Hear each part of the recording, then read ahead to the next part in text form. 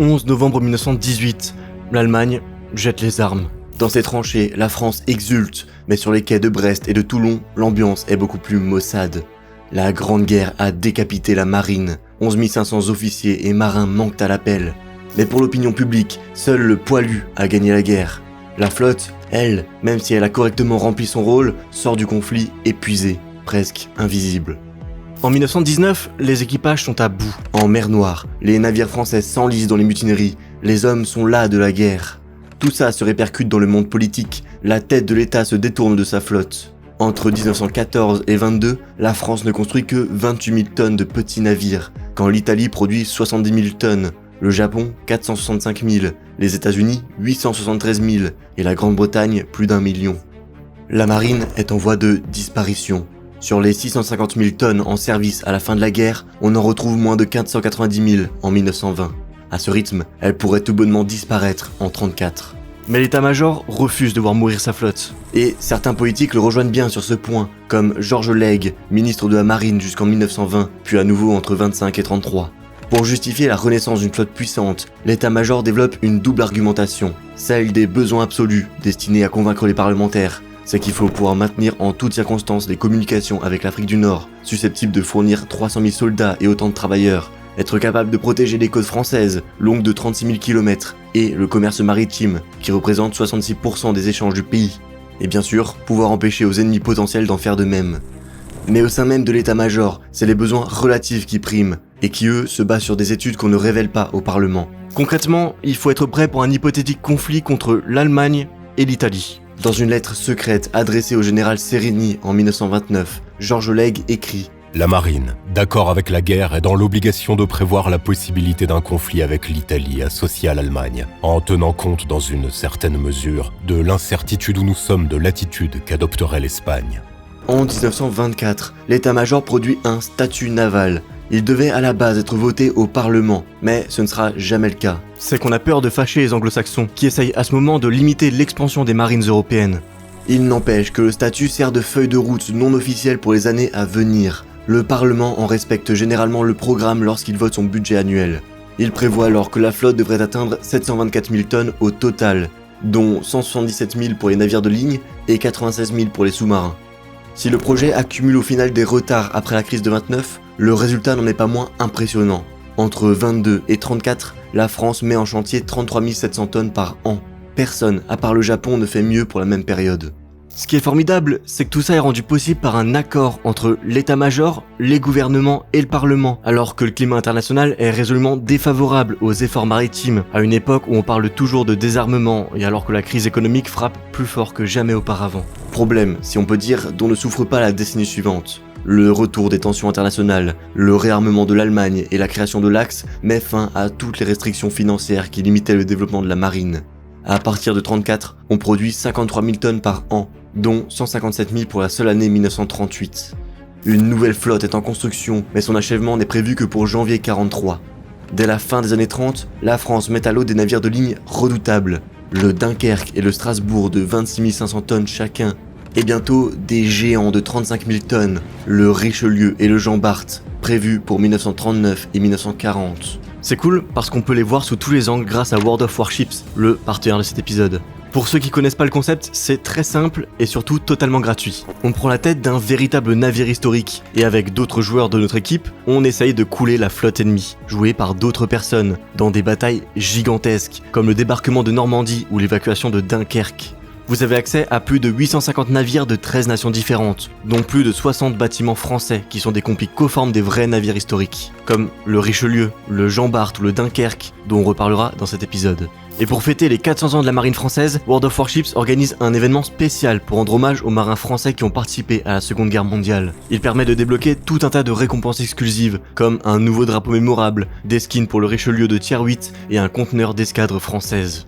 En passant par mon lien en description, les joueurs qui n'ont pas lancé le jeu depuis un certain temps pourront débloquer d'office le Richelieu de tier 8 et les nouveaux joueurs profiteront d'avantages économiques pour avoir un meilleur départ. World of Warships est gratuit sur PC, console et mobile, alors n'hésitez pas à tester avec le lien en description, c'est pour le coup un vrai moyen de soutenir la chaîne gratuitement. Et on peut en revenir à notre belle flotte de la fin des années 30, qui, comme on l'a vu, s'est formidablement bien développée pendant la décennie précédente. Seule ombre au tableau, l'aviation navale, sacrifiée sur l'autel des querelles avec le ministère de l'Air. En 1939, la France ne possède qu'un seul porte-avions, le Béarn, trop lent pour la guerre moderne.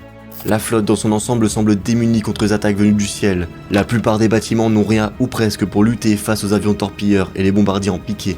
Mais quand la guerre éclate en 1939, la France est déjà la 4e puissance navale mondiale. La Grande-Bretagne, première. Jamais, depuis la Révolution, la France n'avait une flotte si puissante. Mais on ne gagne pas une guerre qu'en contrôlant les mers.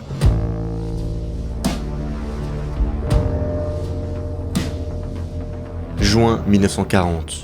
Sur Terre, c'est le chaos. L'armée française, celle qu'on pensait être la meilleure du monde, s'effondre face aux Panzers.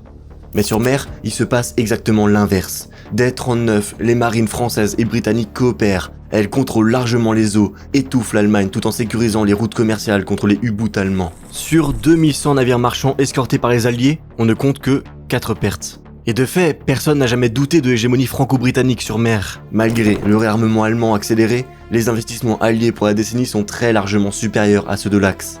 Entre 29 et 39, la Grande-Bretagne et la France ont investi l'équivalent de 19 milliards de Reichsmarks dans leur marine, contre seulement 12 pour l'Allemagne et l'Italie. Étranglés par le blocus, depuis une décennie en manque de matières premières et de monnaie étrangère, tout le monde sait qu'une guerre longue se conclura indubitablement par une défaite allemande. D'où la drôle de guerre. Pourquoi attaquer quand il suffit de tenir sa ligne pour remporter le combat ? Tout ça, on l'a déjà largement vu dans mon épisode sur l'économie de guerre allemande. Et donc, le 10 mai 40, Hitler envoie son Va-Tout, une offensive massive en France, dans l'espoir d'une victoire rapide. Et ça semble miraculeux à l'époque, mais ça marche. Le 10 juin, un mois après le début de l'offensive, le gouvernement français fuit Paris. L'armée est en déroute. C'est tout l'opposé de la flotte. Alors qu'elle escorte des navires marchands depuis 1939, qu'elle a participé à l'expédition de Norvège en avril 40 et à l'évacuation de Dunkerque en mai et juin, elle n'a subi aucune perte. Deuxième flotte de guerre du continent, elle devient un enjeu politique et militaire de premier ordre, autant pour la France qui compte bien l'utiliser pour peser dans ses négociations, que pour l'Allemagne qui rêverait de mettre la main dessus, et pour la Grande-Bretagne qui voit bien la menace qu'elle risque de constituer à l'avenir. Mais pour l'instant, personne ne connaît encore le sort de la marine française. À la mi-juin, les navires quittent un à un les ports de l'Atlantique en direction de l'Afrique du Nord pour fuir l'avancée allemande. En même temps, le 17 juin, le gouvernement français demande un armistice. 2 jours plus tard, l'amiral Darlan, qui a la main mise sur la marine française, assure à son homologue britannique que « Quoi qu'il arrive et quelles que soient les circonstances, jamais nos bateaux de guerre ne seront utilisés par d'autres que nous, et qu'ils resteront français ou seront détruits. » Mais un texte va tout faire sauter. L'article 8 de l'armistice, signé le 22 juin. Cet article exige que la flotte soit désarmée dans ses ports d'attache, sous le contrôle de l'Allemagne et de l'Italie. Ce mot déclenche la paranoïa à Londres. Contrôle. Là où les Français voient une simple surveillance, les Britanniques s'imaginent une saisie imminente. Or, pour Churchill, qui ne croit plus rien de ce que lui racontent ses contacts sur place, il est hors de question que les Allemands mettent un pied sur un navire français. Il lance alors l'opération Catapulte.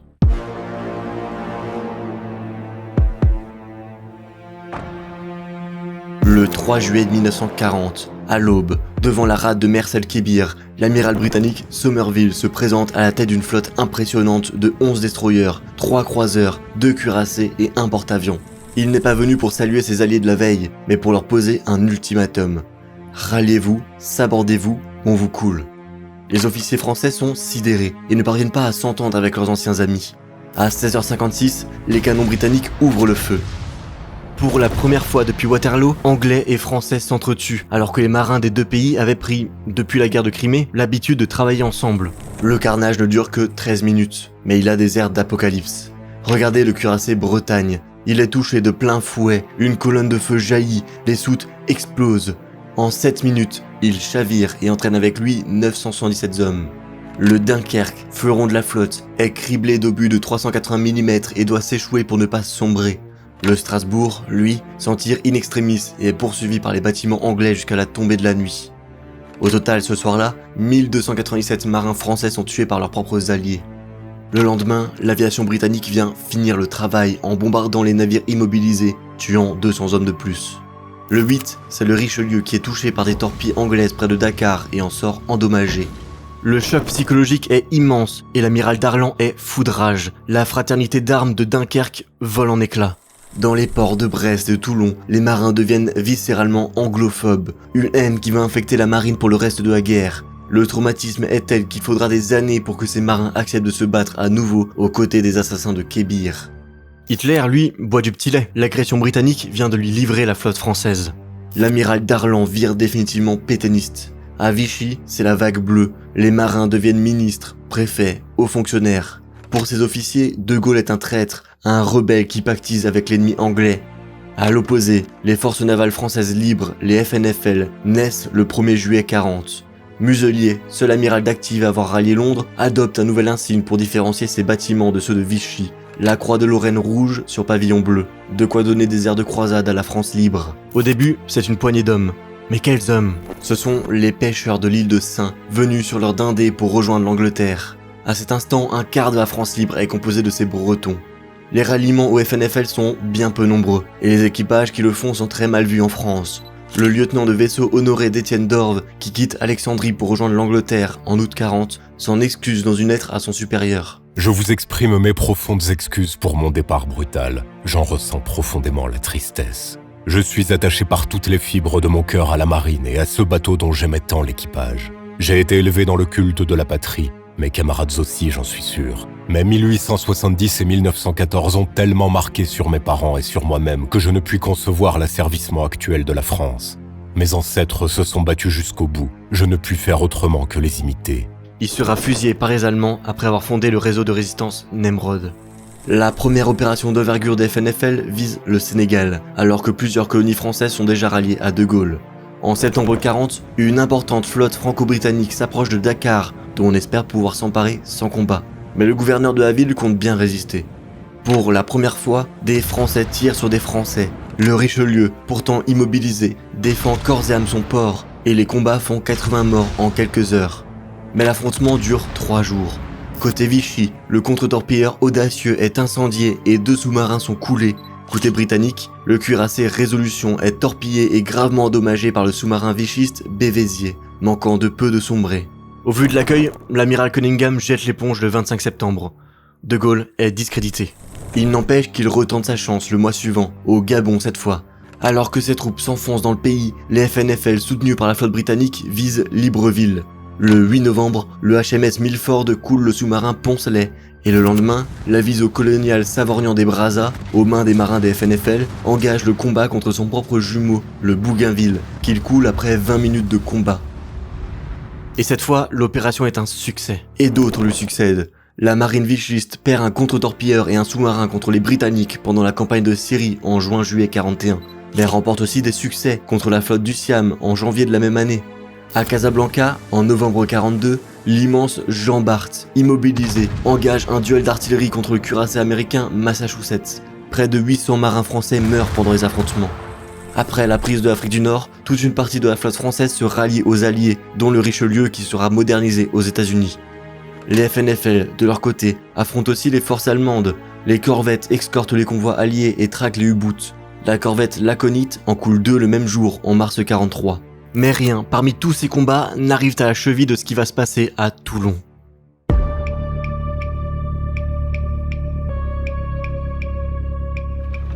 Nous sommes le 27 novembre 1942, 4h30 du matin. La ville est réveillée par le fracas des chenilles. L'Allemagne nazie vient de briser sa promesse de respecter l'enclave de la flotte. Avec l'opération Lila, Hitler veut s'emparer de la flotte française par un coup de force. La situation est presque absurde. Depuis 2 ans, la marine française cultive le mythe de son invincibilité, jalousement gardé dans le sanctuaire de Toulon. Les amiraux Marquis et Laborde, pétainistes convaincus, ont cru jusqu'au bout à la parole du Führer. Ils se réveillent dans un cauchemar alors que les blindés allemands enfoncent les portes de l'arsenal. À 4h57, l'amiral de Laborde, depuis le cuirassé Strasbourg, ordonne le branle-bas général. À 5h35, alors que l'opération Lila prend du retard, l'amiral donne l'ordre de sabordage par radio. Les communications avec le reste du pays sont coupées depuis plusieurs dizaines de minutes. Au même moment, les sous-marins Casablanca, Vénus, Marsouin, Iris et le Glorieux parviennent à sortir du port pour rejoindre les forces alliées.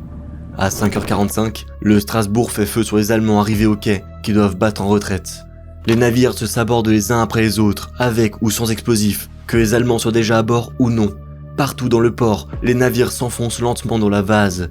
Sur le Strasbourg, le lieutenant du vaisseau Dominique Fay meurt à son poste, l'artère fémorale tranchée par un obus de char allemand. 235 000 tonnes de navires de guerre sont précipités dans les flots en quelques heures. 3 cuirassés, 7 croiseurs, 30 contre-torpilleurs et torpilleurs, 16 sous-marins. La quasi-totalité de la flotte est sabordée. Tous les grands bâtiments de guerre sont irrécupérables. Au total, ce sont plus de 900 000 tonnes de navires perdus pour la France, si l'on ajoute la marine marchande saisie par les Allemands. Dans ses mémoires, le général de Gaulle dira de tout ça que c'était le Sud le plus lamentable et le plus stérile qu'on puisse imaginer. Toulon n'a rien d'une victoire, c'est l'effondrement d'une marine collaborationniste qui a préféré l'autodestruction à la désobéissance. Les Alliés, eux, sont bien soulagés de voir tous ces navires au fond de l'eau, ça fera toujours ça de moins à affronter dans la Manche. Toulon est un cimetière, mais les portes d'Afrique du Nord accueillent toujours une partie de la flotte française. Et cela, les Allemands n'y ont pas accès. Après l'intervention alliée début novembre, se forme à Alger un gouvernement parallèle, toujours vichiste, sous les ordres de l'amiral Darlan, puis après son assassinat, sous ceux du général Giraud. Le 3 mai 43, celui-ci fusionne avec la France libre de De Gaulle.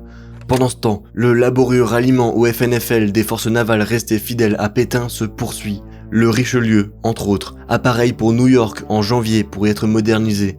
Le 30 mai, la force X se rallie aux Alliés, avec à sa tête le Lorraine de 26 500 tonnes. À l'été 43, la fusion entre les FNFL et les différentes forces issues de la marine de Vichy est enfin réalisée. Mais les retrouvailles sont loin d'être simples entre deux marines à l'histoire radicalement différente. Beaucoup de marins français restent encore largement anglophobes. Une belle flotte se forme, renforcée par des navires prêtés par les Alliés, avec comme objectif de récupérer la maîtrise de la Méditerranée. En septembre 43, elle lance l'opération Vésuve pour reprendre la Corse. Le sous-marin Casabianca, rescapé de Toulon, réalise plus de 170 traversées entre Alger et Ajaccio pour débarquer des troupes de choc. Les croiseurs Montcalm et Jeanne d'Arc remplissent les plages de soldats et de matériel. La Corse est le premier département français libéré par ses propres marins.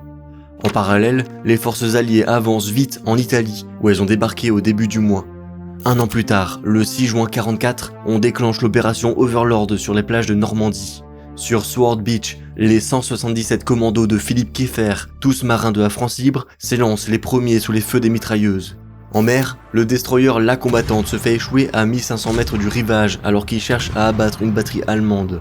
Quelques jours plus tard, c'est ce même navire qui aura l'honneur de ramener le général de Gaulle sur le sol de France, avant de poursuivre les combats dans la Manche où il coulera un bâtiment ennemi et en endommagera plusieurs autres, avant de lui-même sauter sur une mine le 23 février 1945. Mais la plus grande participation des FNFL à la reconquête arrive avec le débarquement de Provence en août 44. Cette fois, la marine française assure 25% de la puissance de feu de l'ensemble des opérations, du haut de ses 34 bâtiments, le Lorraine à leur tête. Les navires commencent le bombardement au matin du 15 août, mais ils rencontrent peu de résistance. Et le 13 septembre, après une semaine de combat au sol, une escadre française fait son entrée triomphale dans la rade de Toulon, la même où la flotte s'était sabordée 2 ans plus tôt. Les régiments de fusiliers marins participent aux opérations et prennent bientôt la route du Nord pour faire jonction avec les forces débarquées en Normandie. Ces marins atteindront le Berghof le 5 mai 1945, le nid d'aigle d'Hitler. Avec la victoire, les hommes rentrent chez eux, mais sur les 7000 marins des FNFL, 600 ne sont jamais revenus, soit un taux de mortalité de 17%. Sur l'île de Saint, les pêcheurs reprennent leurs filets, et pour commémorer la victoire, quelques vedettes lance-torpilles remontent la Seine et accostent à Paris le 15 juin 1945. Pour conclure toute cette aventure, je peux citer l'historien Luc-Antoine Lenoir. Dans les années d'après-guerre, malgré le lancement de nombreuses superbes unités, la marine ne parvient pas tout de suite à reconquérir l'honneur sabordé à Toulon. L'empire d'où elle tirait depuis quelques décennies une partie de sa légitimité n'est bientôt plus. Les bâtiments rentrent pour de bon dans les ports métropolitains, lourds des espoirs perdus, et symbolisent encore une fois la grandeur évanouie. Privés de reconnaissance, les marins tiennent cependant bon. Mais il faudra que la marine nationale se voie assigner de nouvelles missions stratégiques, et en particulier la dissuasion nucléaire, pour qu'au tournant des années 60, elle trouve à nouveau un écho réellement positif, une raison d'être et de briller. Là encore, la figure tutélaire s'appelle Charles de Gaulle. Merci à tous d'avoir suivi cet épisode. N'oubliez pas le lien en description pour jouer la dernière campagne de World of Warships et profiter de tout un tas de bonus, que vous soyez un nouveau joueur ou non. Merci à tous ceux qui joueront le jeu, c'est un vrai plus pour l'avenir de la chaîne. Et pour finir, je peux peut-être vous recommander mon épisode sur l'économie de guerre allemande. Si le sujet vous intéresse, vous trouverez jamais plus complet et sourcé sur YouTube. Merci encore de m'avoir écouté et on se retrouve bientôt pour le prochain épisode d'Histoire.